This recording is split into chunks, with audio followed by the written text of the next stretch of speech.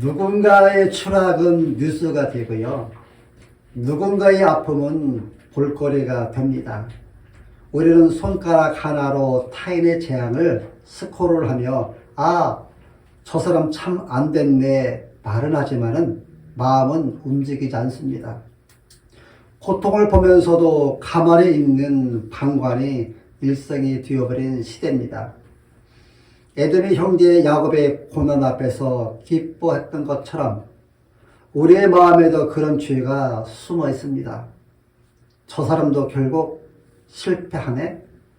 그렇게 잘난 척 하더니 나만 힘들 줄 알았는데 나보다 더 힘든 사람도 있네. 타인의 어려움이 나의 자존감이 되는 시대. 이것은 하나님 앞에서 가장 부끄러운 감정입니다. 오바다는 에돔의 죄를 이렇게 요약합니다. 네 마음의 교만이 너를 속였다. 오늘 우리의 문화는 내 마음이 기준이 되고 내 욕망이 진리가 되고 내 판단이 정의가 되도록 만들어져 있습니다. 하나님 없이도 충분하다고 느끼는 그 교만, 이것이 에돔의 심장에 있었던 죄이며 우리 시대에 깊이 흐르는 영적 바이러스입니다. 위험을 보면서 웃고 죄를 보면서 박수치고 형제의 고통을 보면서도 서늘한 마음으로 지나가는 것이 인간의 죄된 본성입니다. 오늘 우리는 에돔처럼 형제의 고통을 보고도 무감각해지는 시대 속에 살고 있습니다. 오바다는 성경에서 가장 짧은 책이지만 하나님의 거룩하심과 정의 그리고 백성을 향한 언약적 사랑을 날카롭게 드러내는 책입니다. 또한 오늘 시대의 교회와 성도에게 주는 메시지가 굉장히 명확합니다. 본문 오바다가 말하는 에돔은 바로 이 무감각한 영적 위험 속에 서 있습니다. 이스라엘이 무너지는 날 그들은 옆에서 구경했고요. 그들은 방관했고요. 그들은 기뻐했고요. 그들은 낙탈했습니다. 이러한 그들에게 하나님은 말씀하십니다. 그날에 네가 그렇게 서 있었던 바로 그 자리가 너를 심판할 자리다. 오바다의 메시지는 2600년 전의 이야기 같지만 지금 이 시대에 그리스도인을 정주전하고 있는 말씀입니다. 성경은 말합니다. 너는 지금 어디에 서 있느냐? 형제가 무너진 그날에 가까이 서 있었는가? 아니면 멀리 서서 바라보고 있었는가? 형제가 무너지는 날 우리는 어떤 위치에 있는지 말씀합니다. 타인의 아픔 앞에서 함께 울었는가? 아니면 조용히 기뻐했는가? 누군가가 하나님께 돌아오려고 할 때 문을 열어주었는가? 아니면 길을 막았는가? 나는 지금 내가 서 있어야 할 자리에 서 있는가? 성경은 말씀하고 있습니다. 오늘 우리의 가장 큰 딜레마는요, 하나님 없이도 괜찮은 듯이 느끼는 마음, 상대의 고통을 보면서도 무감각해지는 영적 상태입니다. 여러분, 그곳이 바로 에돔이 섰던 자리입니다. 존 파이퍼 목사님은 이런 말을 자주 했는데요. 이 세상을 살아가면서 가장 위험한 것은 하나님 없이 살면서도 아무 위험을 느끼지 못하는 것이다 라고 말합니다. 에돔은 한 번에 무너진 것이 아니라 조금씩 죄의 자리로 이동했습니다. 처음에는 그냥 구경했어요. 그 다음에는 기뻐했어요. 그 다음에는 손을 댔고요. 나중에는 길을 막았습니다. 죄는 언제나 무관심에서 즐김으로, 즐김에서 참여로, 참여에서 방해로, 방해에서 파기로 진행이 됩니다. 이스라엘과 에돔은 하나님 앞에서는 민족이기 전에 형제 관계입니다. 그런데 에돔이 형제인 이스라엘을 멸시하다 못해 포악하며 파괴하는 죄를 저지르자 하나님께서 에돔의 죄를 가볍게 보지 않으십니다. 그것은 단순한 도덕적 문제가 아니라 형제 사이에 일어난 죄를 가장 깊은 상처로 여기시는 하나님의 마음을 거스르는 것이기 때문입니다. 왜냐하면 하나님은 언제나 상한 자에게 가까이 계셨고 억울한 자의 편에 서 계셨고 미약한 자를 대적하는 분이시기 때문입니다. 5보다 10절로 17절의 말씀의 본문은 세 가지 하나님의 성품을 폭포처럼 흘려보내는데요. 첫 번째로 하나님은 형제를 멸시하는 죄를 미워하시는 거룩하신 하나님이시라는 것과, 두 번째는 하나님은 교만한 자를 반드시 낮추시는 공의의 하나님이시라는 것과, 세 번째는 하나님은 남은 자를 회복시키시는 언약의 하나님이시라는 것입니다. 그리고 이 성품은 예수 그리스도에게서 완전히 드러납니다. 에돔이 형제를 버렸을 때 예수는 형제를 위하여 자기 생명을 버리셨습니다. 에돔은 무너지는 자의 길을 막았지만 예수는 주인의 길을 열어주셨습니다. 에돔은 높아지려 했지만 예수는 죽기까지 낮아지셨습니다. 사랑하는 성도 여러분들이요, 오바다의 에돔은 단지 고대의 악한 민족이 아닙니다. 에돔은 우리 마음속에 사는 또 하나의 나입니다. 우리가 형제의 고난을 보고도 쉽게 움직이지 못하는 이유는 그것은 단지 게으름 때문이 아니라 성경은 더 깊은 뿌리, 영적 질병을 보여줍니다. 우리의 마음은 본질적으로 멀찍이 서 있는 마음입니다. 이것이 에돔의 자리였고 오늘 우리의 자리입니다. 우리는 누군가가 아픔이 다가오면 본능적으로 한 발 뒤로 물러서 도망갑니다. 왜냐하면 그 일에 관여하면 손해볼까봐 두렵고, 관심을 주게 되면 마음이 상할까봐 피하고, 관계에 들어가면 책임이 생길까봐 불편해하기 때문입니다. 우리의 죄성은 언제나 가장 안전한 곳, 멀찍이 서 있는 자를 선택합니다. 이것이 우리의 문제입니다. 우리는 사랑보다 안전을 선택하는 자들입니다. 우리의 안에는 타인의 고난을 기회로 삼는 교만이 있습니다. 에돔이 형제의 날에 기뻤다고 말할 때 성경은 인간 심장의 추악한 단면을 드러냅니다. 우리도 그렇습니다. 남의 실패는 나의 위안이 되고 남의 아픔은 나의 우월감을 세워줍니다. 우리 마음에는 말하지 않는 생각이 도사리고 있습니다. 저 사람도 결국 그 정도였네. 나만 문제 있는 게 아니었구나. 저 사람은 복받을 자격이 없어 라고 우리 속에 그런 마음이 잔존해 있다는 것입니다. 우리는 단지 형제의 아픔을 보고만 있는 자가 아니라 때로는 속으로 기뻐하는 자입니다. 형제의 고통 앞에서 울어야 하는데 우리는 종종 속으로 미소 짓습니다. 이것이 우리의 마음입니다. 우리는 두려워하는 마음 때문에 책임을 회피합니다. 에돔은 행하지 않았습니다. 오히려 도망하는 자를 가로막는 죄악을 선택했습니다. 우리는 이렇게까지는 하지 않지만 그 뿌리는 같습니다.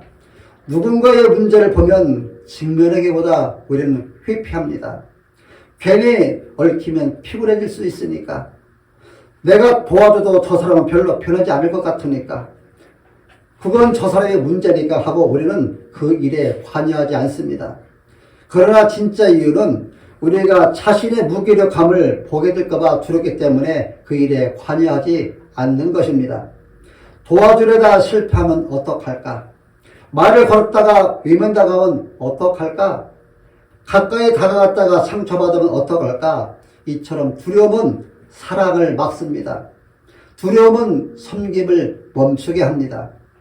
교만은 내가 기준이 되고, 내가 옳고, 내가 중심이 되고, 내가 심판자가 되고, 내가 안전을 결정하고, 내가 관계의 한계를 정하는 자기 왕국의 왕이 되는 죄입니다. 이 교만이 우리를 속입니다. 그래서 우리는 형제의 고난을 보면서도 그 자리에 서지 못합니다. 왜냐하면 왕은 위험에 뛰어들지 않기 때문입니다. 왕은 자신을 지키기 때문입니다. 그리고 우리는 말하지 않지만 마음속 깊이 이렇게 말합니다. 형제의 고난보다 내 마음의 평안이 더 중요하다. 이것이 우리를 막는 결정적인 죄인 것입니다. 오바달은 에돔의 마음이 우리 안에 있는 것을 거울처럼 말하는데요. 우리는 멀리 서는 자이고 우리는 형제의 고난을 기회로 삼는 자이고, 우리는 책임을 피하는 자이고, 우리는 자기 왕국을 지키는 교만한 자라고 말합니다. 이 죄의 본능이 있는 한 우리는 결코 형제의 고난 가운데 들어가 그를 붙들어 일으키는 자리로 자연스럽게 가지 못합니다. 이처럼 인간은 안전거리를 확보하며 방관하려고 합니다. 하지만 예수님은 멀찍이 서지 않으셨습니다. 주님은 십자가 위에서 우리의 아픔과 죄의 자리 한가운데로 뛰어 들어오셨습니다. 베드로가 예수님을 부인할 때, 우리의 마음이 교만과 두려움으로 무너질 때 예수님은 거리를 두지 않으셨습니다. 주님은 멀리 서서 구경하지 않으셨고 오히려 가까이 들어오셔서 십자가에서 우리가 서야 할 자리를 대신 서셨습니다. 친히 나무에 달려 그 몸으로 우리의 죄를 담당하셨으니 이는 우리로 죄에 대하여 죽고 의에 대하여 살게 하려 하심이라. 그가 채찍에 맞음으로 너희는 땀을 입었다고 말합니다. 사랑하는 여러분들이여, 멀찍이 서는 마음은 이제 십자가 앞에서 무너집니다. 왜냐하면 예수님이 우리를 위해서 그 자리에 서셨기 때문입니다. 우리는 이제 십자가 앞으로 가까이 나아갈 수 있습니다. 에돔이 야곱의 고난을 보고 기뻤던 것처럼 인간은 다른 사람의 고통에 무감하게 합니다. 하지만 예수님은 그분의 심장이 공감과 연민으로 가득 차 있음을 보여주셨습니다. 병든 자를 보시고 치유하시고 소외된 자에게 손을 내미시고 우리 죄로 인해 멸망할 수밖에 없는 인간을 위해서 죽으셨습니다. 예수님은 단순히 관심 있는 척 하는 것이 아니라 실제로 들어가서 삶과 죽음을 나누셨습니다.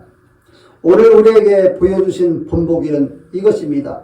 형제의 아픔에 무관심하지 않고 함께 아파하고 손을 내밀어 구원하는 것, 그것이 참된 사랑이라는 것입니다.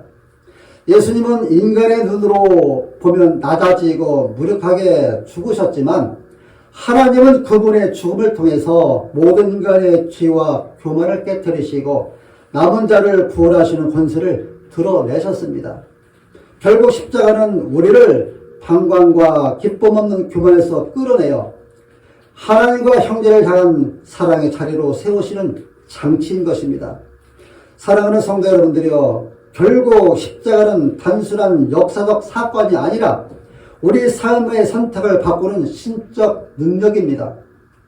오바댜 17절에 약속하는 피할 자와 거룩한 산은 단순히 역사적 회복이 아니라 십자가 안에서 남은 자로서의 살아가는 우리의 현실입니다. 오늘 우리는 서지 말아야 할 자리가 어디이며 서야 할 자리가 어디인지 말씀을 들었습니다.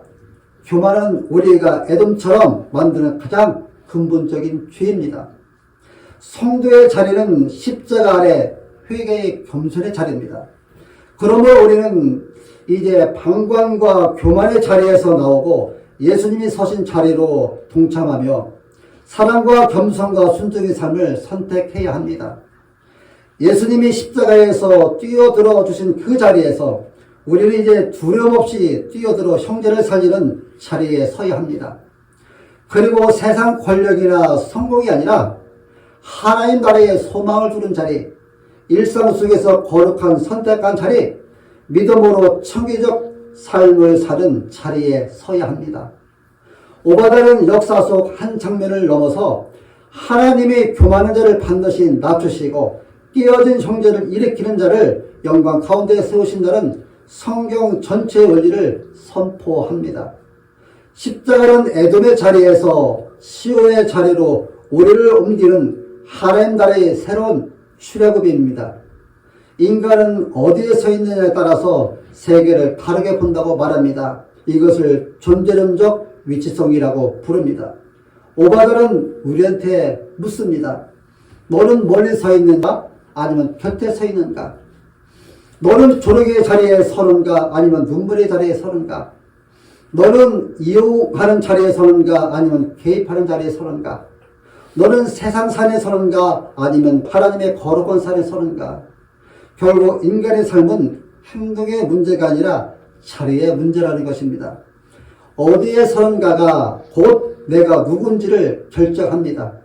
그래서 교만의 자리에 서면 교만한 사람이 되고 십자가 아래에 서면 십자가의 사람이 됩니다. 그 자리가 우리를 만드는 것입니다. 2001년 9월 11일 날 미국 뉴욕의 쌍둥이 빌딩이 무너졌던 그날 많은 사람들이 아래로 내려오고 있었습니다. 그런데 한 소방관이 친구에게 이렇게 말을 합니다. 사람들은 내려가고 있지만 우리는 위로 올라가야 한다. 우리의 자리는 그들 곁이니까 올라가야 한다고 말했습니다. 그날 그는 다시는 내려오지 못했습니다. 하지만 그는 서야 할 자리에 서 있었습니다. 죽음을 향해 올라가면서도 그는 이렇게 말했습니다. 지금 아니면 언제? 우리가 아니면 누가라며 절박함을 강조했습니다. 그는 멀리 선 자가 아니라 형제 곁에 선 사람이었습니다. 형제의 재난 앞에서 멀리 서 있다면 그는 살았을 것입니다. 하지만 그는 곁이라는 그 자리를 선택했습니다. 사랑하는 여러분들이여, 하나님 앞에서 우리는 매일 어느 자리에 설 것인가를 선택합니다. 하나님의 백성으로 살아간다는 것은 거룩한 의지를 가지고 악의 자리를 피해 도망치는 것이 아니라 빛의 자리, 긍휼의 자리, 십자가 아래의 자리를 의식적으로 선택하는 것입니다. 오바다는 말합니다. 형제의 자리에 멀리 섰던 에돔처럼 서지 마라. 남의 눈물 앞에서 중립에 서는 자리는 결국 악의 자리였습니다. 그러나 하나님은 또 말씀하십니다. 나의 백성은 시온의 산으로 올라올 것이다. 내가 피난처가 되고 구원이 되고 영광의 자리는 세상의 성공 자리도 안전한 자리도 편안한 자리도 아니다. 하나님이 찾으시는 자리는 십자가 곁입니다. 하나님의 기름 부으신 자리는 사람을 짓밟는 자리가 아니라 사람을 일으키는 자리입니다. 하나님이 축복하시는 자리는 비난의 자리가 아니라 중보의 자리입니다. 오늘 하나님은 조용히 그러나 분명하게 물으십니다. 너는 어디에 서 있느냐? 에돔의 언덕에서 구경하듯 서 있겠습니까? 아니면 예수님의 발 아래 십자가의 자리에서 자비를 구하며 세상을 향해 하나님의 마음으로 서 계시겠습니까? 사랑하는 여러분들이여, 우리가 주님이 기뻐하시는 자비의 자리, 사랑의 자리, 그리고 십자가 아래 그 자리, 그곳에 서 있기를 소망하시기 바랍니다. 이 결단이 여러분들에게 있을 때 하나님은 우리의 삶의 지형을 바꾸시고 가정의 이야기를 바꾸시고 우리의 교회의 미래를 바꾸실 것입니다. 오늘 이 시간 에돔의 자리에서 일어나시고 그 자리를 피하시길 바랍니다. 그리고 예수님의 자리로 이동하십시오. 그 자리가 바로 구원의 자리이며 하늘의 생명이 부어지는 자리입니다. 여러분이 에돔의 자리가 아니라 시온의 자리, 십자가의 자리, 형제의 곁의 자리에 서시기를 예수님의 이름으로 축원합니다.